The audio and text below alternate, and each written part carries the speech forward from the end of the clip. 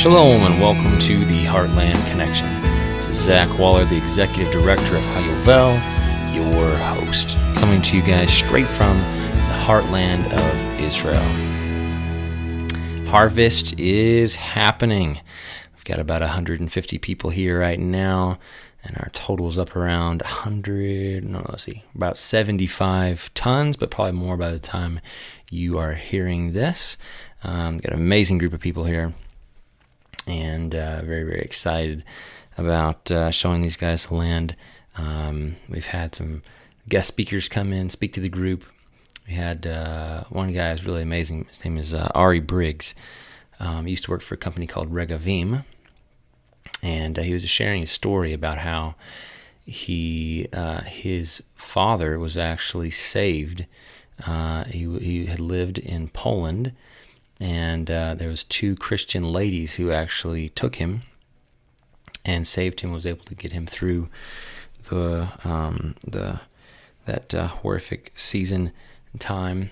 So he actually made it, and then he went to Australia for some time. And then now Ari, his son, lives here in Israel. And that's just a really, really amazing story.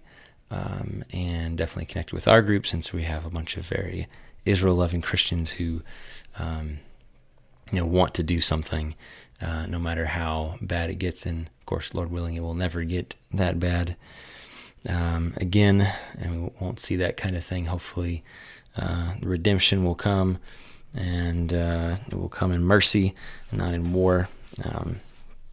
But it was really encouraging to hear his story, his testimony of how a couple of Christian folks stood up for what was right, did the right thing, and kept his father alive and safe through the Holocaust. It's a pretty powerful story. So everything's going wonderful here in the land of Israel. Harvest is coming in, and we've got an amazing group of volunteers here right now. This week's Torah portion is Ki Tetzei, which means when you will go out, and we are in Deuteronomy chapter 21, verse 10 through chapter 25. It's kind of interesting. As I was putting together this podcast, it kind of came together a little bit different than it normally does for me. Usually I go through the Torah portion, and I think and I'm praying and asking God for a specific topic, or which direction to take it in, because there's always so many different ways you could go. And then, after I'm praying a little bit and trying to sort through, okay, God, what is the message I need to give? Then I start methodically crafting the message, from the beginning to the end. And this week, everything was going along fairly normal. And, I was praying about what to share. And then I just started getting little bitty pieces, like, this information, piece. And I was like, this doesn't really seem to be flowing very well together. But eventually, it kind of came together a little bit, so we'll see how it goes. This is kind of how it hit me. It is very, very interesting Torah portion. First look at it, the first thing you get is, whoa, there's a whole bunch of commandments that this portion, just talks a lot about various and seemingly disconnected and just kind of random commandments. And it's actually pretty crazy. There are actually 74 commandments in this portion alone, which that's a lot. That's like, there's 613 commandments in total in the Torah. 74 of those are in this particular portion. There's 27 positive, 47 negative. But as compared to other portions, the portion Mishpatim, which is like judgments, like what you'd think, that kind of title, you'd have a lot. There's only 54 in that one. So as opposed to that, 74 in this week's portion. So there's a lot of commandments in this portion. And it's really a powerful thing to think about how sometimes we have this aversion to commandments. I think I've talked about this before in podcasts, and we'll talk about it more today. But we have this kind of, resistance to commandments. But here we have Moses trying to prepare the people of Israel to do the most amazing thing that's ever been done in the history of the world, of this whole people group going in, taking over Israel, and living a godly life in the land. And in order to prepare them for that, the most important thing is to get the instructions, right? And, it really makes a lot of sense, that if you're going to go do some project, if you're going to go do something that you've never done before, you need instructions. If, even though maybe a lot of us men, will go to get that, the classic example is the IKEA furniture or whatever, the bookcase or whatever, it has all the instructions, and then we try to put it together and have all the little pieces left over, or something falls apart, or we have to take it all apart when we're halfway through and put it back together because we started off wrong.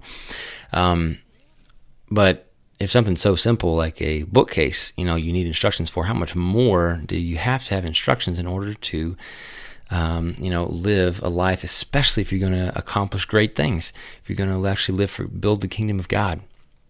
And so Moshe knew, okay, these guys are ready. They just need the instructions that will enable them to accomplish the task that they want to accomplish.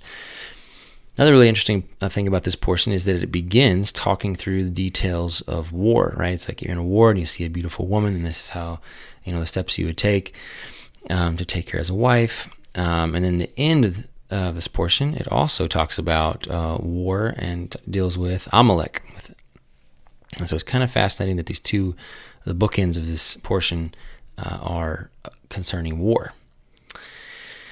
It's also interesting to note that if we look through this portion and try to find some sort of common thread or topic, because at first it seems a little kind of random, but actually 45 verses out of the 109 that are in this week's portion, 45 verses talk about various situations that a man and woman may find themselves in and how to deal with those situations. It's kind of interesting that these commandments are really based around a relationship between a man and a woman, and like all the different, and it's very varied situations. In the beginning we're talking about in a war, and then we're talking about different situations if a man sins, and how to take care of that in this relationship, and goes through and towards the end of the portion, if the woman tries to jump in when the man's fighting with another man, pretty crazy stuff here.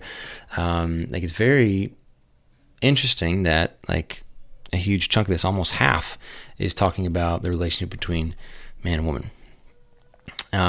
So then getting back to the whole commandments idea, in a recent podcast I did called Bossed Around, I talked about how sometimes, we may feel like being told what to do is bad, right? We're like, we're resistant to that. We don't want to be told what to do. But the reality is that we can find the greatest freedom from submitting ourselves, being submitted to a cause, being submitted to a person, being accountable. It actually brings freedom, and it works out in all different levels in life. If we can acknowledge that, then we can be much more productive and enable ourselves to do great things in this world. Another podcast I spoke about how we are all followers, right? It's kind of the same thing, being told what to do. We're all followers. And so that podcast is called Followership. And we can actually learn and train ourselves to be good followers, or we can be bad followers and never become leaders or good leaders. So with those kind of two ideas in mind, I want to touch on a third aspect of these commandments, right? And how important it is to really recognize what commandments are and how important they are. I've heard it said that obedience is the key that unlocks the doors. And what does that mean? I feel like, for me in my journey, I felt like every time that God brought something new up, a new revelation for me, like I'm studying through the scripture, and also I'm like, oh wow, hey, that's a commandment. How do I follow that? When I take the step and say, okay, yes, I'm going to start. Maybe we'll use this Shabbat, right? The Sabbath. The Shabbat as an example. When I started keeping the Shabbat, it was like, then God, and this was obviously my mom and dad were making the main decision there, because we started doing Shabbat when I was about 8 or 9, something like that. But still, I was old enough to kind of see how it affected our family. And so once we made that step as a family, it was like, then the next step was revealed, and then the next step. It wasn't like all of a sudden, bam, we just, were, where we are now within 2 weeks' time. It was like a really, really long, drawn-out journey of learning. We started doing the homeschooling, and then studying the Bible for ourselves, and then learning about Shabbat, and then learning about the feast, and learning about Israel, and like this is all happening over like 5 years time. It's like this a journey that we go on. So this idea of obedience being the key that unlocks the doors, I think, is really, really fascinating. It's basically like detailing the stepping stones we take on our journey. Like each step we're being obedient in a new way, whether that's following a direct Torah commandment or something that God specifically puts on our heart to obey Him in. There's a lot of things that aren't in the Torah, right? A lot of things that we need to know in order to follow God's will, and so we have to pray and seek God, seek counsel, and then follow what God has for us. And then the basic idea is that once we understand the one thing God gives us, then He gives us another thing. It unlocks the doors to the next thing. But I even like to take this thought into another level, because not only does obedience unlock the door to the next truth, but it also comes with, it's interesting, I had a conversation with a friend of mine, he described it as like these free side bonuses. You're walking in God's truth. Not only does it unlock the key to the next truth, but it also helps you to step into a place of new blessings that come on us, because let's give an example of the Shabbat, right? We're already on that one. Keeping the Shabbat, when we stepped into that, it unlocked the door to the next understanding. But what happened within that? All of a sudden, Dad was taking Friday night every week to bless me and my siblings. That had a huge ripple effect throughout all the rest of my life and all of my family's life altogether. And so things like that, it's not only just the key that unlocks the doors, but it has an effect on every part of our life. And so, it's not only just obeying Him in this thing, but it has this ripple effect all the way through it. And there's all these side bonuses that are just kind of come along free, as my friend described it. And really, again, it makes sense. It's pretty simple truth. Walking in God's truth affects everything, affects our whole lives, and not just that one particular area of getting some rest on Saturday on Shabbat, but it affects everything. And having a day to study, a day to be in God's presence, a day to focus in on relationships, like that has so many ramifications that are so positive. It's amazing. So with each step we take in God's following God's perfect will, the more those free bonuses we get, and it unlocks the key, unlocks the door to the next truth that God wants to show us. And why is that? What's the bigger picture here? I think it's because when we walk in God's truth, we are actually bringing Him, right, who He is, into this world. And that has a huge effect on everything. Not only are we, it's not just about us, it's about God, right? And by following God's will, by actually doing what He does in this world, we're actually, fulfilling what a child of God should fulfill in this world, and it's bringing His, who He is into this world, and so that, and in itself, brings it, a huge effect on everything. And I think that's maybe one of the biggest things. Because I was recently reading an article, and it's talking about grace and this whole grace versus law kind of topic. And it was interesting. It was actually a Hebrew roots guy, somebody that's in the Hebrew roots of our faith, and learning about Shabbat and those kind of things. He was actually talking about it, and it was still kind of negative towards the Torah, towards the law, not necessarily negative like that it was irrelevant, or I think this guy that was writing, he had gotten past the point of saying that it was done away with, but he was still, I don't know, it's kind of odd. And I think for a lot of us within the Hebrew root circles, there's this kind of feeling that we have to kind of figure out, okay, what if, because we've been taught that Yeshua came in order to do away with the law so that we could be sinners and still get into heaven. That was kind of the idea, right? And so then all of a sudden, if we say, well, the Torah, the law is good, and actually we should keep it, then why did Yeshua come, right? It kind of shakes that whole boat a little bit. Like, if we are supposed to do the Torah, and like Yeshua didn't come to do away with it, then why did He come? And what is this whole picture supposed to look like? That the things that we've been taught before, maybe they're not, they don't seem to be matching up so well. It's almost like there's this idea that if God enables me to keep too many of his commandments, then Yeshua's sacrifice was in vain, right? He died so that I could be forgiven. And if I don't sin, then his work on the cross is less important. So obviously that's, I'm trying to word it in a way that we can understand that this is a very false way of looking at it. We can't look at it like Yeshua died so that we could be sinners. Paul says it, do we sin that grace may abound? Certainly not. God forbid. This is not the way it's supposed to work. Yeshua actually died so that we could be cleansed. Yes, he died so we could be cleansed from our sins, and so that we could walk in righteousness, so that the Torah could be written on our hearts, right? So that we could actually, again, going back to this idea of bringing God into the world, so that we could be a vessel that could bring God into this world. And this is part of salvation, right? Salvation is not just about being able to make it into heaven, getting a free ticket to heaven, right? Get out of earth free card. It's like it's almost like how it is. Like we have this idea of like leaving this earth to get into heaven. Like earth is some sort of jail that we're just locked into, and it's we're as quick as we can get out, the better.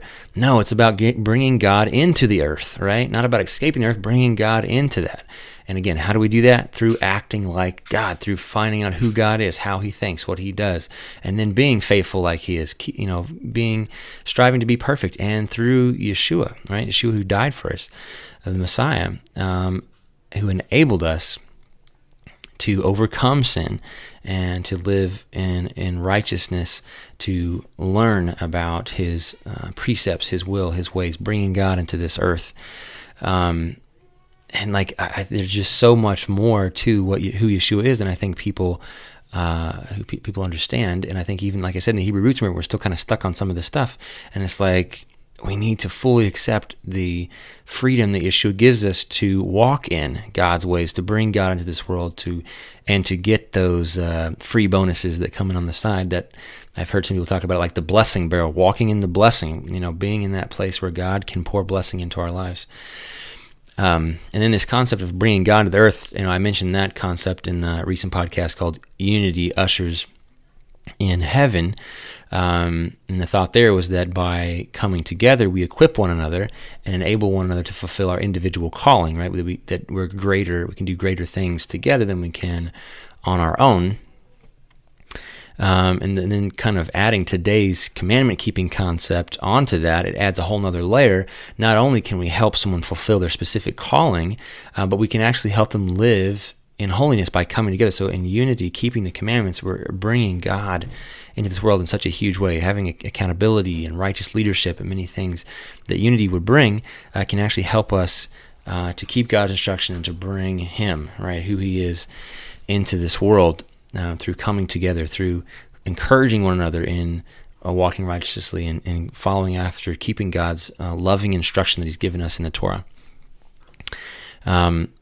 It's kind of interesting, though, because, it kind of seems like in a lot of ways that doesn't happen. And I want to talk about that a little bit because I think this may be something that we need to grow in a little bit as a body, because for most cases that I've seen, whenever somebody tries to take on something new, something that they've seen in the Torah, something they've seen in God's commandments, or maybe they've been studying or heard from somebody else even, or whatever, they try to take that thing on.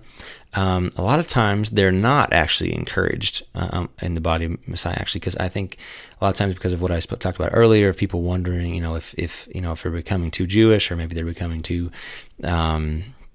this, that, or belittling what Yeshua did on the tree, there's like all these things. We're not sure if we can encourage that. And then there's this whole like anti-conservative feeling that people have. And I think this is something that we really need to kind of tackle and figure out here. Like, why are we so, as a body of Messiah, so against people doing things that we may not be doing? How come we can encourage people to walk in what they feel like they're called to do? Unfortunately, most of the time, those people who step out and do something new are accused of, having a holier than thou attitude, even though they're just trying to walk in what God's shown them. It's like, oh, they do that because they think that they're really something, and then they get made fun of, and it's just really sad. It's like, no, they're trying to walk in holiness. They're trying to, of course there are situations where that might happen, but it seems like almost across the board, whenever somebody tries to follow in something that God has shown them to do, then a lot of times people kind of jump on them for that and be like, Dad sometimes shares that, sometimes we define legalism as somebody that's doing something that we're not doing, right? If we see somebody trying to keep a commandment that we haven't been convicted about, that we're not doing, then, oh, that's legalism, right? Or even our relationship with the Jewish people, we see them doing something that we're not doing, go, oh, they're legalistic. But, it doesn't matter where you're at on, observance or keeping this or that, but whoever's one step or, doing one more thing that you're not doing, oh, that's legalism. And so somehow I feel like we need to be able to encourage the body. We need to be able to encourage each other, strengthen each other, edify each other. And even if, you're doing something that I'm not doing, or I'm doing something that you're not doing, or something like that, we need to be able to encourage people in studying and following God. And yeah, we need to be able to be accountable and talk to each other about things. But just because somebody has a conviction that you don't have doesn't mean we should make fun of them or throw some sort of holier than thou accusation against that person. We should encourage them to seek after God with all their heart, and if they feel like God's calling them to do something, then encourage them in that. And I think maybe there's two root causes to this whole thing. One, I think we have terrible issues with insecurity within the body and within the whole Western culture, because people are so into this kind of self thing that they and like, I have to figure it out on my own. I have to be my own man. I have to do this. That translate into, oh, you can't. If you're doing something that I'm not doing, then that means you're saying that I'm, not doing things right, or not holy or godly or whatever. I think it has more to do with insecurity than it has to do with somebody, than people actually having a holier than thou attitude. So I think somehow we really need to address this thing of people being insecure. And that's why throughout a lot of the podcasts I've talked about mentorship, because I think that's a huge deal. If you have a relationship with somebody where you're talking, where you're working through issues, then you naturally expect that person to say, hey, I think maybe you should work on this, or to be able to rebuke, right? Rebuke. In today's time, it's almost impossible to do it because people are so insecure. And I'm not talking about everybody else. I'm talking about me and, things that we're experiencing in our community here. And what I've seen all over the world, it's like, it's a real problem. There's some scriptures that I'd like to read real quick that talk about this. That talks about pretty direct rebuke. Proverbs 13, a wise son hears his father's instruction, but a scoffer does not listen to rebuke. Proverbs 24, verse 25, but those who rebuke the wicked will have delight, and a good blessing will come upon them. Proverbs 12, whoever loves discipline loves knowledge, but he who hates reproof is stupid. Proverbs 15:31, the ear that listens to life-giving reproof will dwell among the wise. Luke 17, verse 3, pay attention to yourselves. If your brother sins, rebuke him, and if he repents, forgive him. Titus chapter 2, verse 15, declare these things, exhort and rebuke with all authority, let no one disregard you. 2 Timothy 4, preach the word, be ready in season and out of season, reprove, rebuke, and exhort with complete patience and teaching. Timothy chapter 5, verse 20, as for those who persist in sin, rebuke them in the presence of all, so that the rest may stand in fear. I feel like, sometimes we talk about, we just need to pray for people, we just need to love on them. And I think that's definitely a really good thing that we need to do. But I think, scripturally, it looks like the rebuke is part of what a healthy community should look like. But in today's world, it's so difficult because people are so insecure. So I think we need to really build people up to find their confidence in God rather than themselves, or maybe in other people, or in their work, or whatever it is, to build people up and to have strong confidence in God, and to be able to know who they are as an individual, and then who we are as a community, as a body of the Messiah, to deal with this insecurity thing so that we can actually operate in what the scripture says we could and follow the commandments. I think the second thing is, we don't know how incredible our life would be if everyone was more observant, more, digging into commandments, all those free things that come alongside and bless our lives. We just don't know what it'll be like in that kind of life. So Thank you guys so much for listening, and Shabbat Shalom from the beautiful, exceedingly good land of Israel. Restoration.